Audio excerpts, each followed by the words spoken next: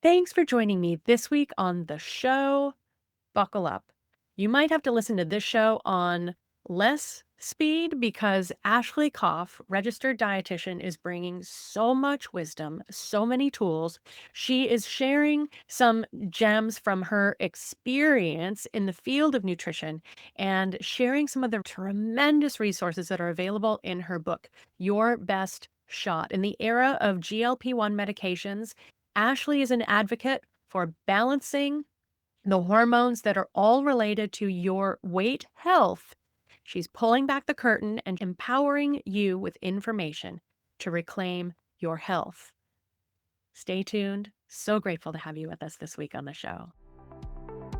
It's time to flip the script on stress and learn how to thrive today and throughout your days. Join me for inspiration and interviews with folks who are shining their light in the world in the areas of positive mindset, health, and well-being. I'm your host, Susi Vine. Let's get happified. Welcome back. I am thrilled to have you with us today on Happified for a conversation that I know is going to be valuable wherever you are on your weight health journey. Today, I am joined by Ashley Koff, registered dietitian, the USA Today best-selling author of Your Best Shot, and founder of the Better Nutrition Program. With over 25 years experience, Ashley's helped redefine how we approach sustainable, lasting weight health. In her new book, Your Best Shot, Ashley introduces the alphabet soup of weight health hormones and offers the first ever system for assessing and optimizing these hormones, whether you're using the GLP-1 medication or not. It's a game changer for anyone who's felt stuck, blamed themselves, or been failed by traditional dieting. Ashley is a trusted expert featured across major media and sought after educator for health professionals, which is where I met Ashley at a conference here in Southern California. And she blends cutting edge science with everyday practicality. So that's why I accosted her in the book signing line and brought her on the show. So, Ashley, thank you so much for carving out time to join us. Oh, thank you. I love being accosted. It was perfect. It was such a great meeting and thrilled to have this conversation. Well, and after diving into your book to really see how you break it all down for people who are in their own journey, I know that this really comes from your own experience and passion. And just to give people the lay of the land, can you share a bit about how you came into the world of nutrition and well-being? Well, I was not born a backwards doctor, which is the title that I now have. So the RD instead of a DR. And I was born very curious and super empowered. I feel so fortunate as a young girl in the 70s to have had parents and a community that was just like, you can be anything that you want to be.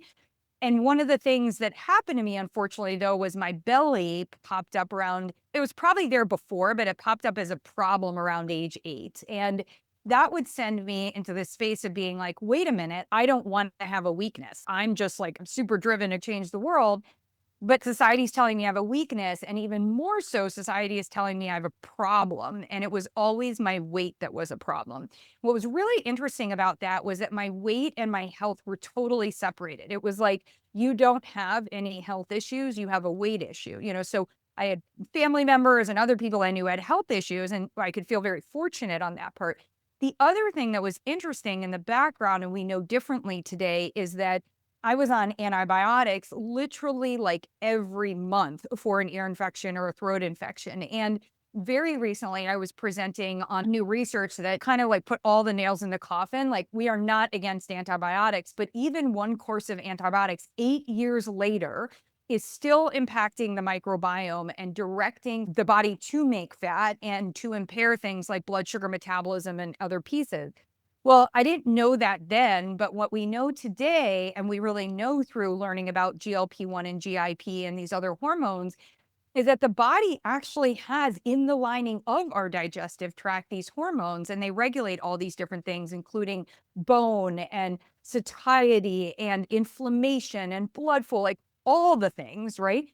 So when I actually was having a weight problem and I was taking antibiotics, I had a weight health problems, or said differently, my health issue was actually creating and exacerbating my weight issue.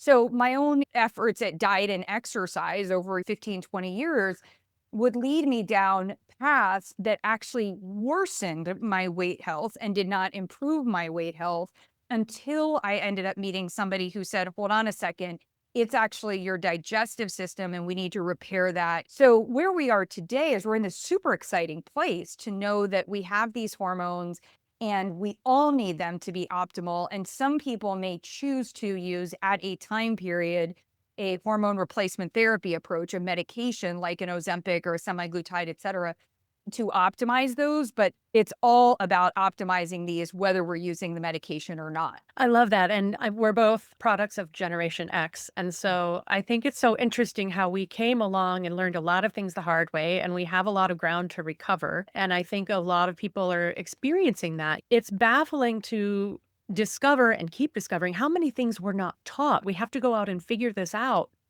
and teach ourselves, and the typical medical system doesn't have these resources available. So one thing that I wanted to start with before we go on, before people are like, why don't I know this? How do I get this resource? First of all, we will share about how in your book you make some incredible resources available. If someone's been going to their doctor or this struggle sounds familiar to them, how are they missing the resource, or where can they start looking for resources in their own medical system where they can get connected with a nutritionist or dietitian? Sure. And one of the challenges that I have, and we all have today, is that not all DRs or RDs are trained the same way. So, like sometimes my colleagues, and I love dietitians, I also love like pharmacists who have trained as nutritionists or CNSs who have trained, so it doesn't have to be specific to a certain set of letters. But there's a very big difference for all of us between knowing information and being able to practice it. So the P in practice is about personalization or about patient practitioner relationship. So one of the important things is you want somebody who practices this, who understands that there is research that's out there, but you aren't in the research study 97, 99% of the time. So what we really need is we need insights about your body. And so what you want is you want someone or a collaboration of a doctor and a dietitian or et cetera. You want somebody who's going to assess your digestive function. You want somebody who is going to get curious about and listen to and hear how you talk about and what your lived experience with eating, fullness, choices, all of that is like kind of what I describe as your why, like why do I make these choices? You want somebody who can interpret labs, but actually interprets better labs and doesn't look at something and says like, oh, look at your A1C, it's a problem. Or differently, oh, you have a good A1C, you definitely don't have any blood sugar issues, because some of those labs aren't better. They aren't giving us the under the hood information. You want someone who is not weighing you, who is not looking at your total weight number and making any assessment about you, or worse, looking at your weight and your height, your body mass index, and saying, yay, you or nay, you. You want somebody who is looking at muscle, bone, fat, water, and where they are allocated, the type, the amount, the location really matters. And then you want someone who is going to get very personal about your digestion, your hydration, your breathing, and your stress. So the majority of the time that is not a DR and that is an RD, but it's someone who's trained also in this way.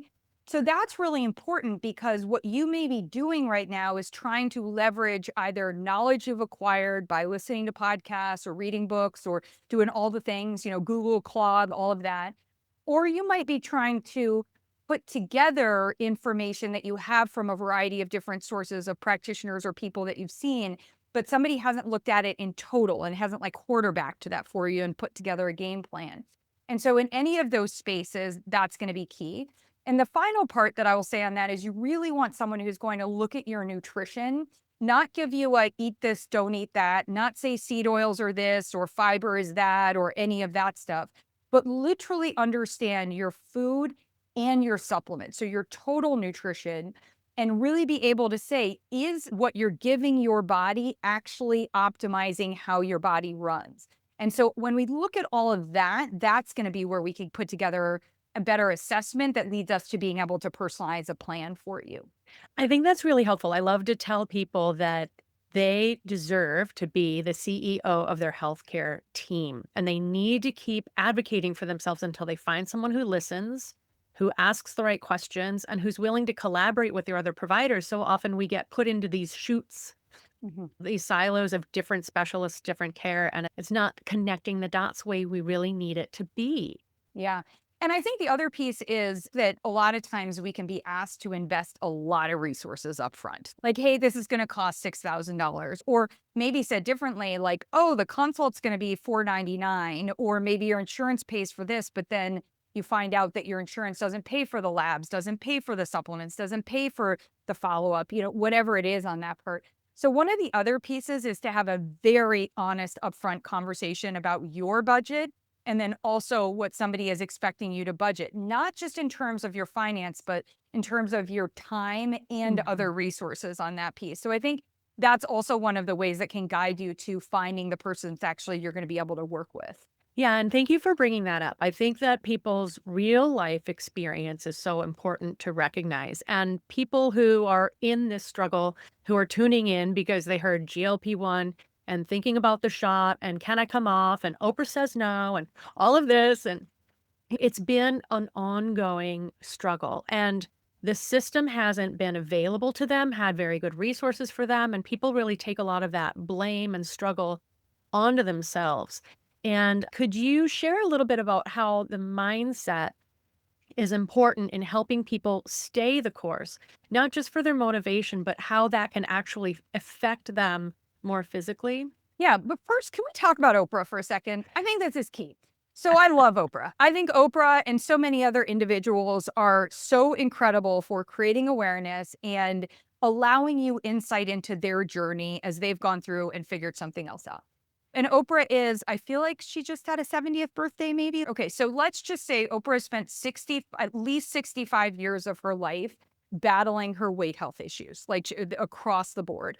And then somewhere around 65, she had exposure to and decided to take, and yeah, and so many amazing things have resulted from that.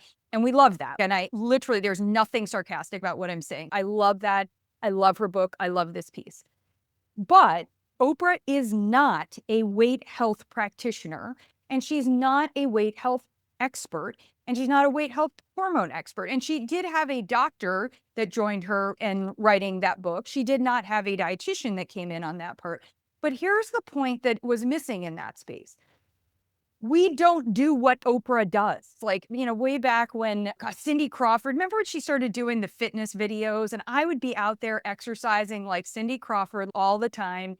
And I thought, in my own head, I looked exactly like her. I'm like doing all the things that she recommended. And I was like, wait, why is that not working for me? Because I'm not Cindy Crawford, right? And even if I saw Cindy Crawford's trainer, the exact same person, they would not put us on the same plan.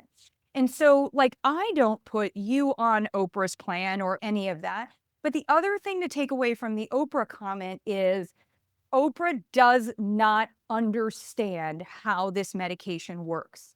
And I'm not even sure in fully that Oprah's doctor who wrote this book does. And those are big, like, I'm coming out with big gloves because I'm attacking this here.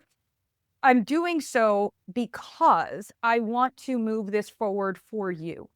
What they do not understand and what they are not talking about is this medication as a hormone replacement therapy that is biosimilar and not bioidentical.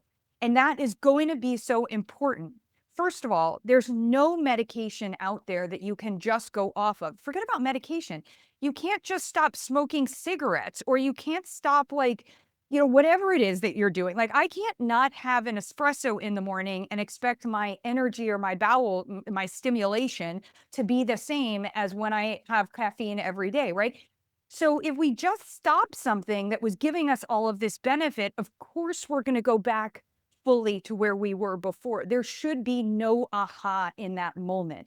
So it kind of like, this is like nails on the wall a little bit for me, because what we should listen to Oprah to as an influencer is she's sharing her story and she's explaining what she's been through so that you cannot feel alone and you can feel supported and say, this is going to be me too, because maybe I've dealt with this for 20 years or 65 years, whatever. What you should not take from Oprah is if she says you can't go off of this, she is patently wrong. As a practitioner, I have people that stop using it at some time periods. I have people that stay off of it and never use it. And I have people that do stay on it. And the point there is that you, with your practitioner, you're always leaning into and asking the question of, what does my body need? How can I, with a whole toolkit, give it what it needs to run better? And if circumstances have changed and I can't do something, when do I need to play with different tools in the toolkit on that part? Okay. I put the Oprah, it like gives, it's so great in so many ways. I'm so happy she wrote a book. I'm happy she's out there. For 2 years, she has had her weight health, or maybe 3 years, 'cause I don't know how public it's been. Let's call it even 5 years. She's had her weight health be where she wants it to be using this tool. Great.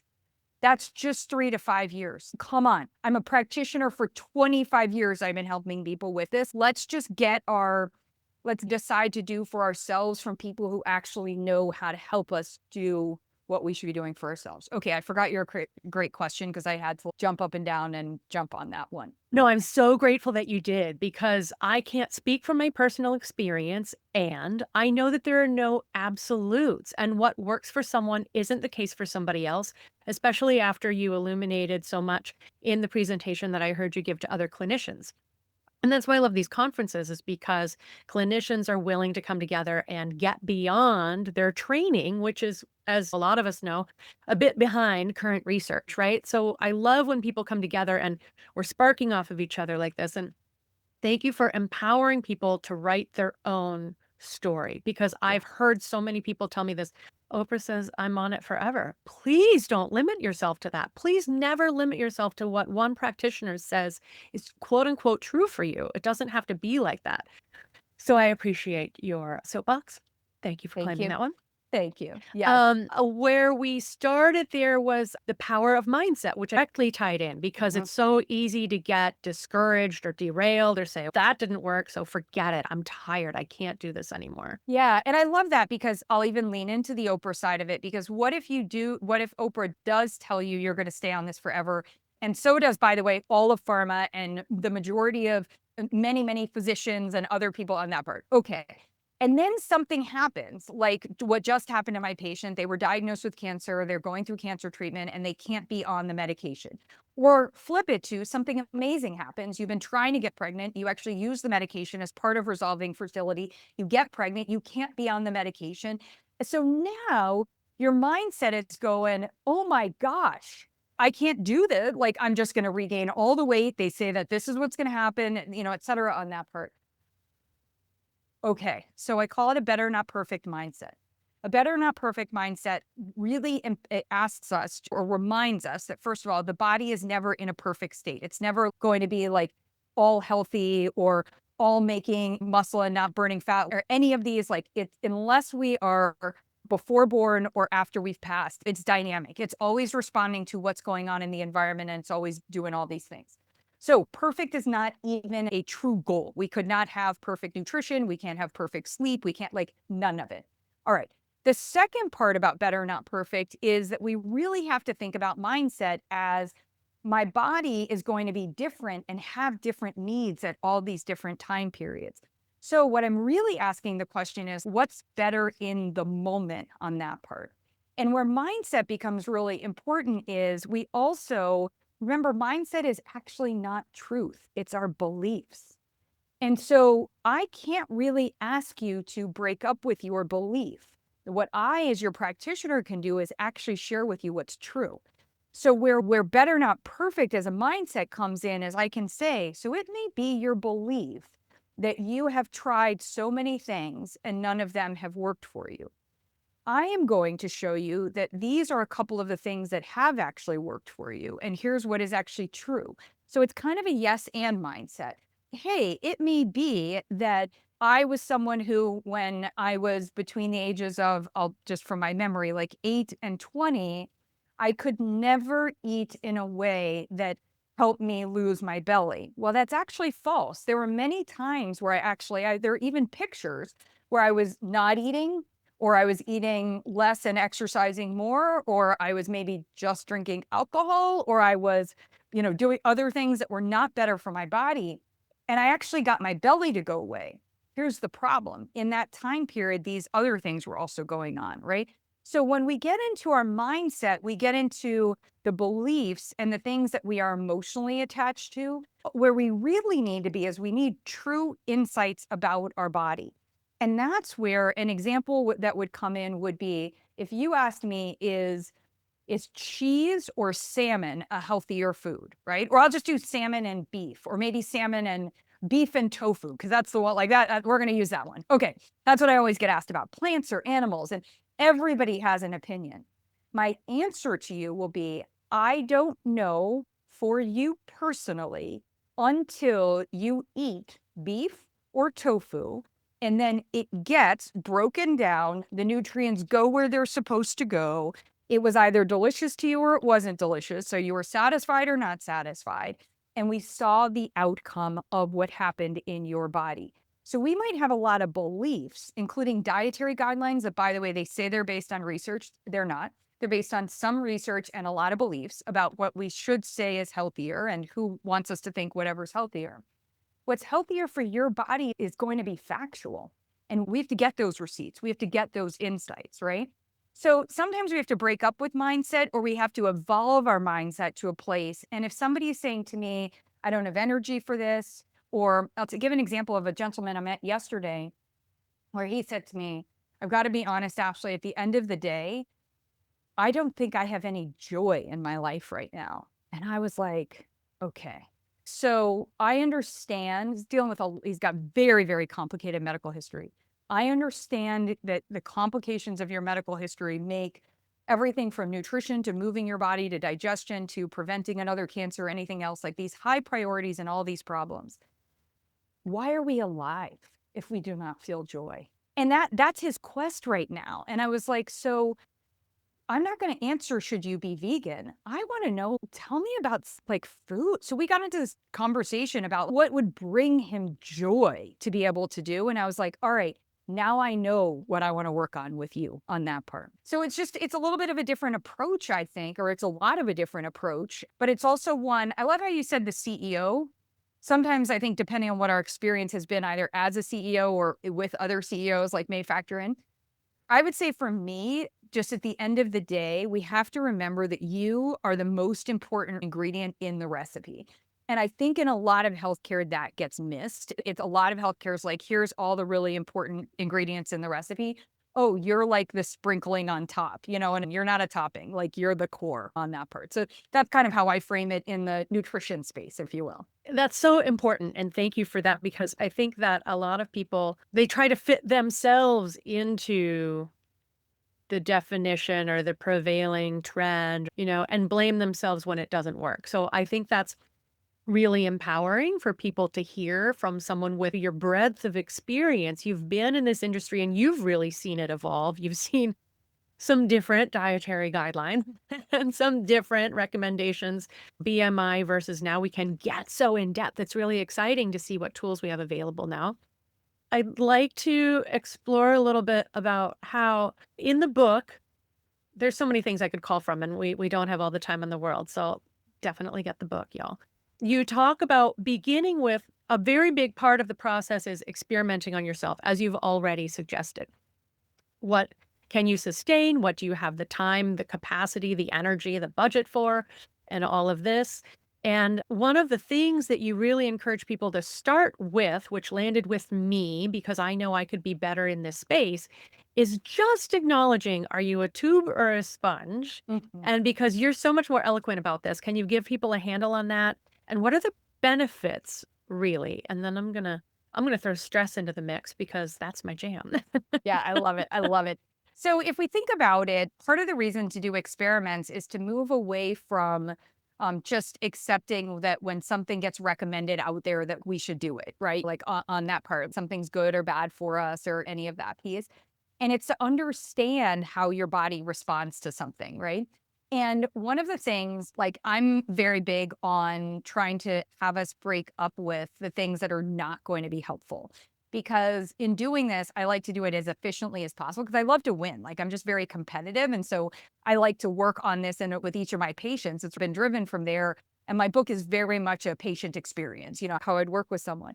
So one of the things that often would come up is people would be like, oh my God, I'm so hydrated. I drink water all the time.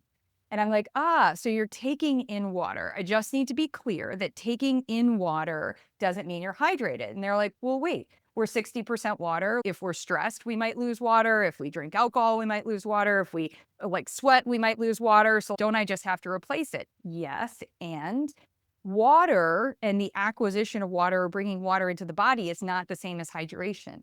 Hydration is when the body has water and nutrients, but primarily has water where it's supposed to be, when it needs it, and in the amount that it needs it, right?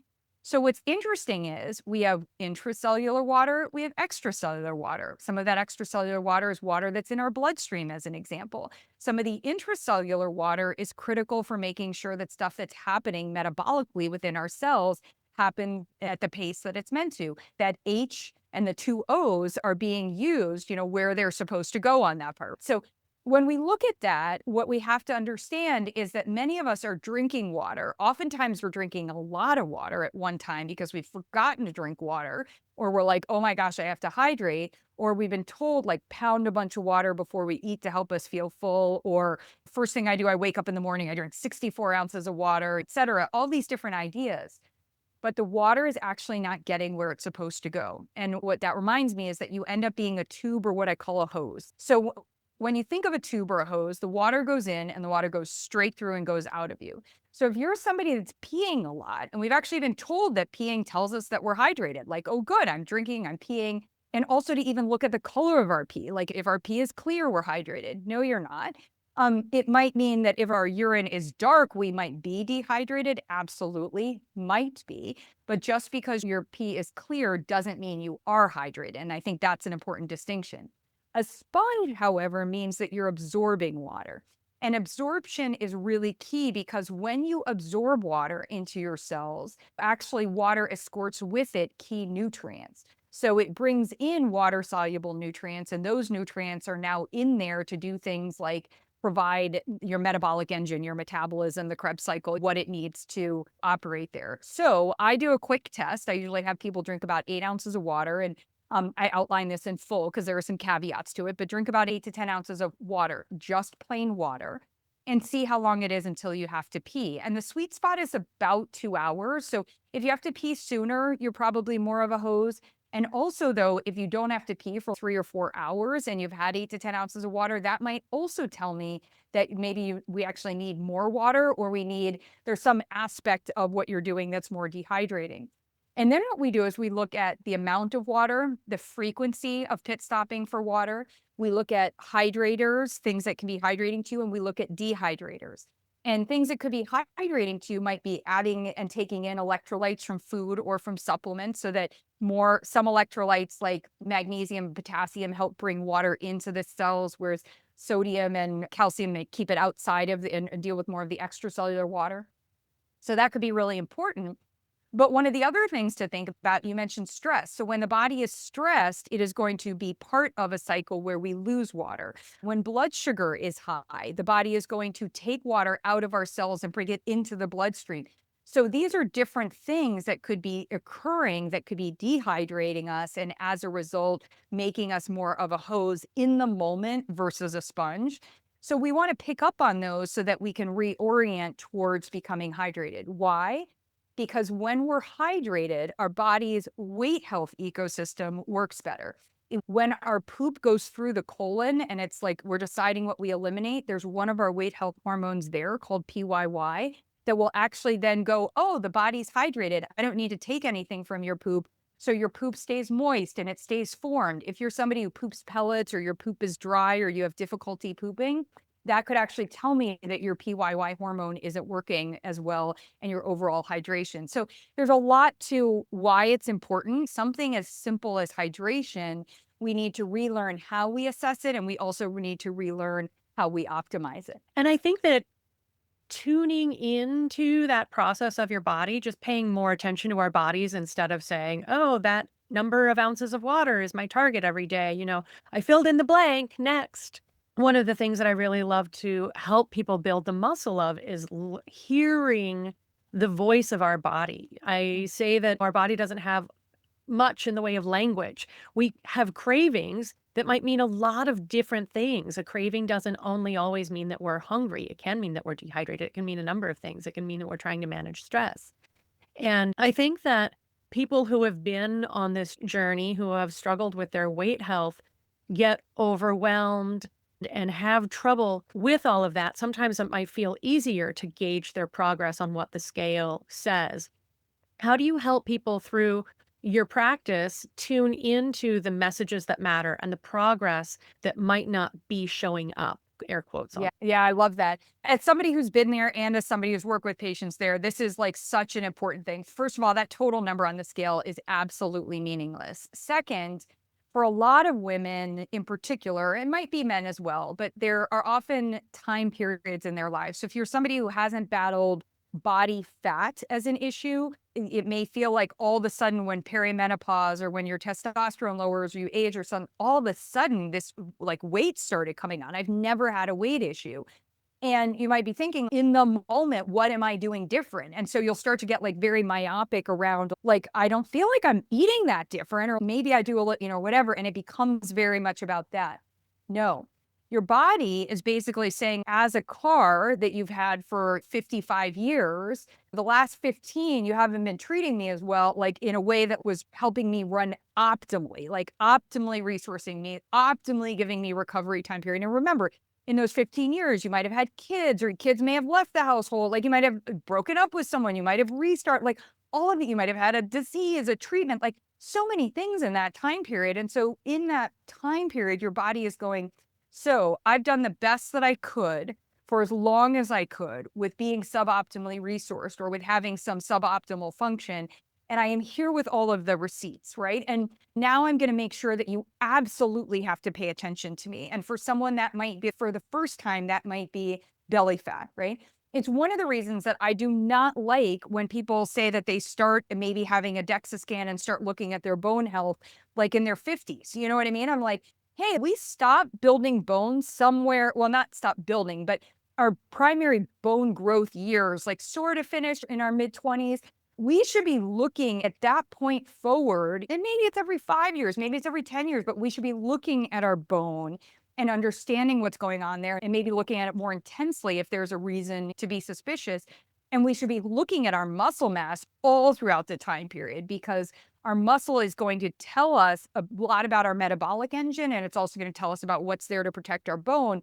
But it's going to tell us when the body is not making muscle or when the body is losing muscle, that whatever effort we're doing is actually not better for us. So every time I would try another diet, and I'm a pretty athletic build, I'm lucky, like I am very strong and I build muscle pretty easily. And in terms of that, I didn't really have a great feeling about my body when I was younger.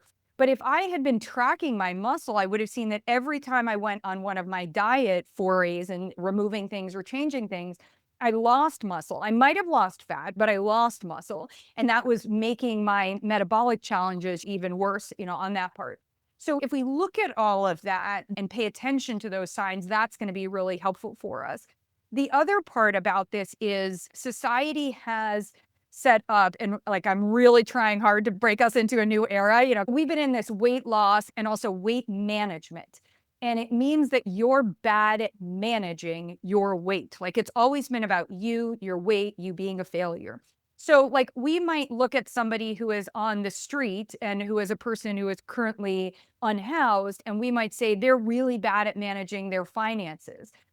We don't know that. Like we don't have any evidence of that, right? There could be mental health issues. There could be decisions that they were making, like all these other things, right?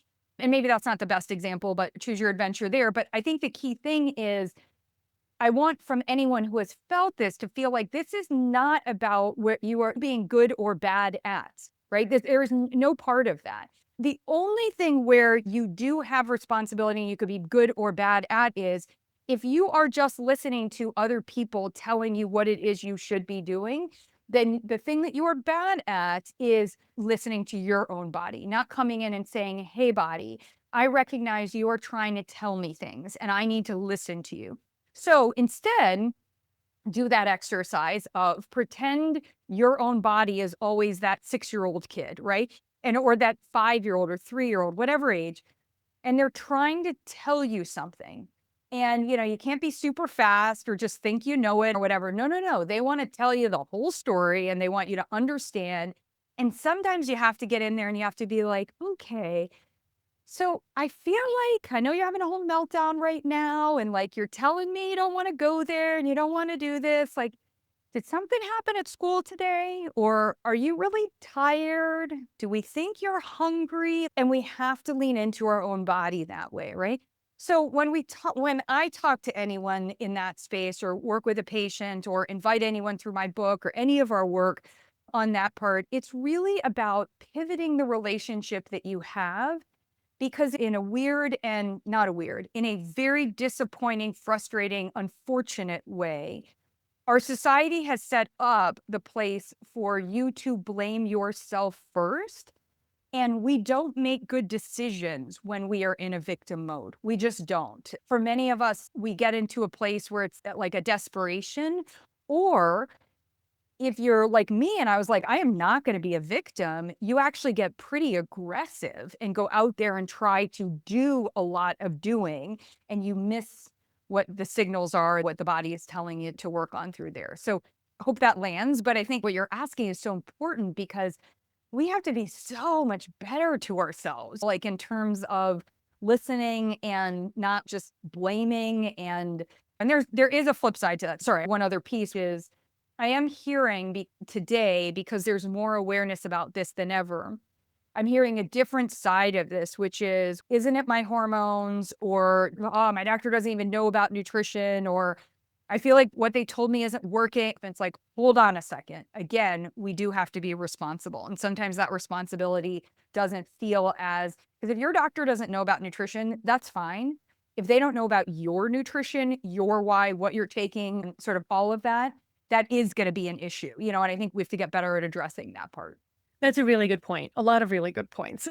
Yeah, sorry, I went on a little bit there. Double and triple clicking on. Yes. Absolutely. And I think the more people can get perspective and take into account, there's a lot of different factors. There's no beautiful single solution, right? The Right. shot is not a one and done.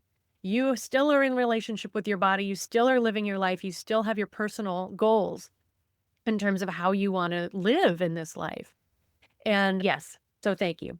And I'm going to take a slight shift Mhm. because, again, coming back to the world of stress, and I really like to bring people into that awareness of three aspects of stress. Now, weight health obviously easily connects to physical stress and emotional stress. And a sweet spot of mine that I think a lot of people overlook or adopt that victim mentality is environmental stress and Mhm. say, The world is toxic. I can't do anything about it. What am I supposed to read every can? What am I supposed to not eat out of cans?" Like it just Yeah. can go on and on. But you do address in your book ways to help your body flush out toxins because so many toxins are held in the fat. So, Mhm. in terms of that environmental relationship, what would you like people to know or keep an eye out to, or how can people still try to feel empowered through this journey? Yeah, I was the one who in class raised my hand back when I was in grad school. So this was about 2000. And I was in nutritional biochemistry class, and my teacher had this robust career with the FDA. And he was going through all the stuff that we don't know about that's like in it. And I basically was just like, so cool, cut to the chase. I should just eat Twinkies because I know what's in there. I know it's bad. But he was like, don't have canned tuna, don't have this, don't have that. And I feel like the moment for me recently was when they came back and said, did you know that water that's in glass bottles may have as much exposure to toxins as water that is in plastic bottles? And the whole point was like the cap on the, and I was literally like, I just ran around the room with like middle fingers. Like I was like a 2-year-old. I'm like, just shut up. Like I can't try any differently. And sometimes I think it plays out. And it's why I end up eating Swedish fish in the airport. Because as a kid, I was allergic to red dye. I'm like, here's high fructose corn syrup. And I'm not hiding and taking a few Swedish fish. I am like, let me have this. I love what you said earlier about sometimes too what we're craving. Because Tarone Low Dog, who was speaking at our event, also she actually walked through how she had that awareness too, where her husband actually pointed out, whenever you want junk food, you really want a hug. And we were unpacking it. And I was like, yeah, Swedish fish is like, there is a 6 or a 10 or a 12-year-old that's like looking for a hug in that moment. So I think what we're talking about here with toxins is so important. There is a quality, having your body recognize what it is getting and be able to use it is essential. And the easiest way to think about that is if you're on a gas stove, yes, you want a round frying pan. No, you don't want a round paper plate. Like, they're both round, but one of them's gonna catch on fire and one of them's gonna fry your egg. So when we look at that, we're like, okay, quality is gonna matter, and we live in an environment where unfortunately we have exposure to all of these toxins. Better, not perfect. The better, not perfect is to recognize that first and foremost, wherever you can within your means, reduce exposure to toxins, especially ones that are going to be harder for the body to process. That is going to be valuable for you. The corollary to that is wherever you can upgrade the quality of something so that your body more easily gets what it needs, that's going to be better. So here's the thing. I don't care about artificial colors theoretically. Like, even if somebody says, oh, they're bad for you, maybe you'd have to consume a lot of artificial colors for them to be bad for you. But here's the thing, colors in nature actually do really important things in our body. So every time you have an artificial color instead of having a real color, you're not giving your body something. And that's going to matter a lot, maybe when you're growing, maybe if you're growing another being inside of you, or maybe when you're fighting a disease or trying to prevent a disease. So that's where like we can really lean into quality. To your point, when we have toxins, the body has a detoxification system, and that detoxification system is impacted by genetics, it's impacted by nutrient availability, it's related to digestion because we have to be able to eliminate those toxins. But toxins, many toxins are stored in our fat cells. So our fat cells are like the under the desk or under the bed, or like somebody's coming over, let me stick stuff in the closets and the house is going to look really clean. And then you open the closet door and like it all falls on you. So when we look at that, if the intention is to shrink fat cells, we have to recognize we're going to be liberating toxins that have been tucked in there so that they don't harm the body. So now they're going to be liberated and be able to harm the body. So as we're doing that, we have to have a 1-2 approach to shrinking fat cells and eliminating toxins, which some toxins are water soluble. They will be eliminated and they'll come out through your urine. And that's another reason hydration is important. Many toxins are fat soluble and they actually have to be broken down and converted so that they can then be eliminated. And so those, we have to make sure that additional phases of detoxification can be successful, which is also why I speak to the importance of not being satisfied with an intake that would be a baseline amount of nutrients, but really being satisfied only when the body gets an optimal amount of nutrients. Because where the body is going to deprioritize is going to be the nice to haves, and it's going to think of your detoxification system as like that. Maybe it's not the most nice to have, but it's going to be further along than, say, pumping your heart muscle, if we were talking about needs for magnesium or something like that. So when we look at building a nutrition plan, we are really aiming for what delivers the body an optimal amount of nutrients as well on that part. Thank you for that. I think it's really helpful for people to recognize it's something that in holistic health is maybe discussed more often than in Western medicine. Yeah. In that there's going to be a healing response because in so many cases, as we are healing, we are releasing some of what the body has just been coping with, has stored away. I love your analogy. Tucked under the bed, shove it in the closet. We can't handle this right now. Let's just do what we have to do. Let's keep the heart pumping. Let's keep the system moving. And I don't want to run out of time to talk about what you make available in the resources for people who get your book, because I think it is extraordinary. And my friend who devoured your book sent me 30 questions. So when people read your book and they want all of these really, really relevant questions, she's like, okay, so this vitamin or supplement, when taken with these two minerals cancel each other out, so I know I need to divide them. Is there a graph so I know what to take in the morning and what to take, or what to take on an empty stomach and what to take with food? Where can people learn more? What can they look for in these resources, and how can they address some of these questions moving forward?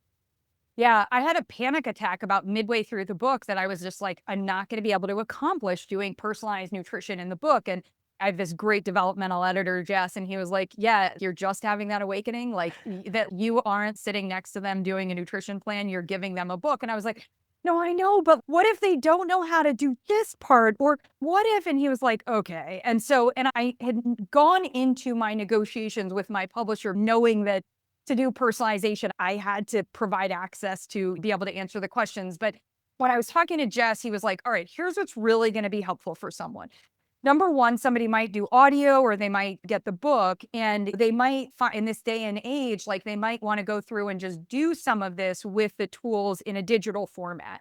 So we were like, okay, let's create and make sure that those are available in a digital format. So that's available. So as an example, when you're going through the assessment and things like that, that exists online, and okay, that's there.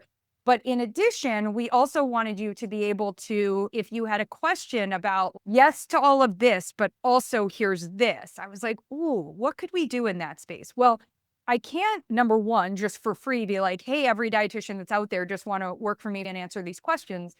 But I do have coaches and not also for free, but something that I was willing to invest behind. I feel like when the rubber meets the road and you're having a question, if you come into our community, it isn't a HIPAA compliant platform, so you have to opt in there. You come into the community and you ask that, you deserve a human answer. Now, I also have the weight health nutritionist as my AI, and that's because I think there are certain things that AI can help us to answer. So that's also in there as a tool.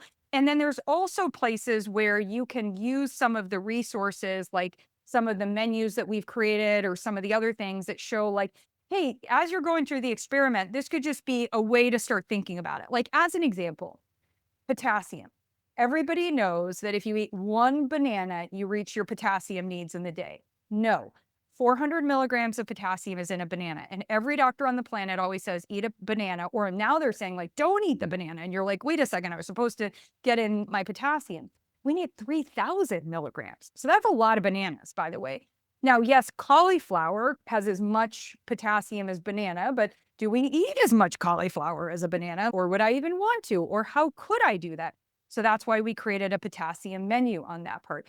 And maybe, just maybe, you're trying to also figure out how to get in fiber and in protein. I was like, look at chickpeas in that way, right?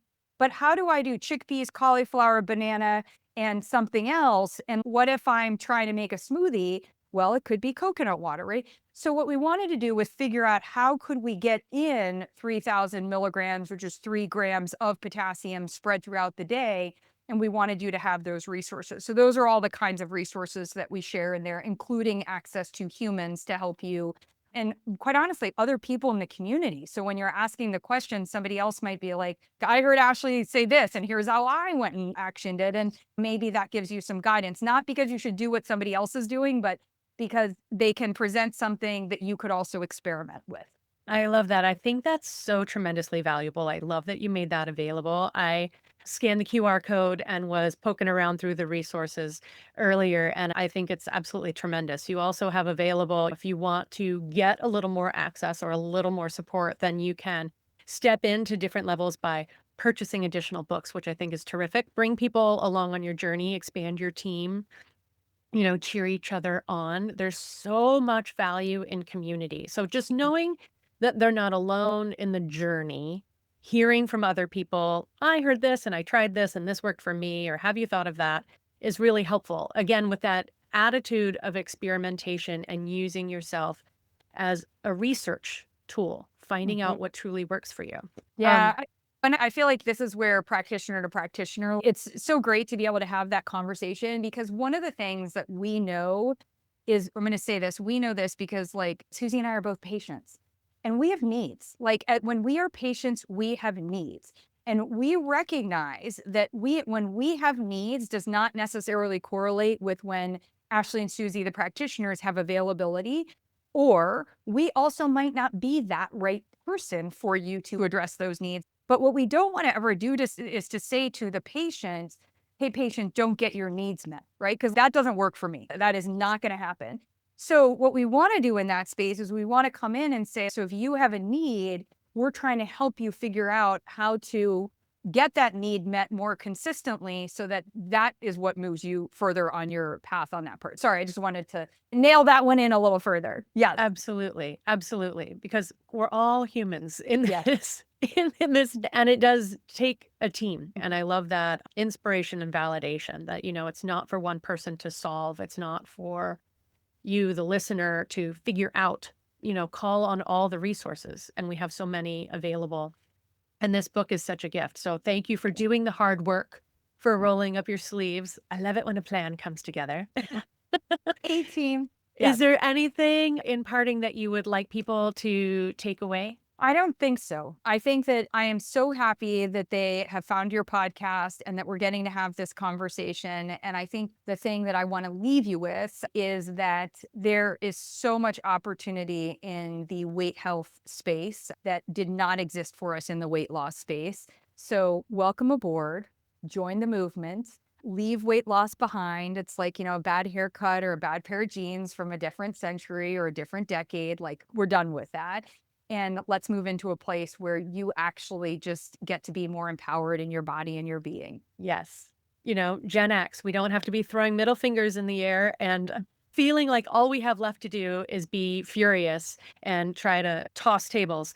We can find more solutions, and there are more and more coming available. So thanks for being part of the solution, Ashley. And thanks again for joining me on the show. Thanks for listening. You'll find all the resources we discussed today online at happifiedlife.com, along with links to subscribe to Happified on your favorite player and a handy search tool so you can search all of our previous episodes.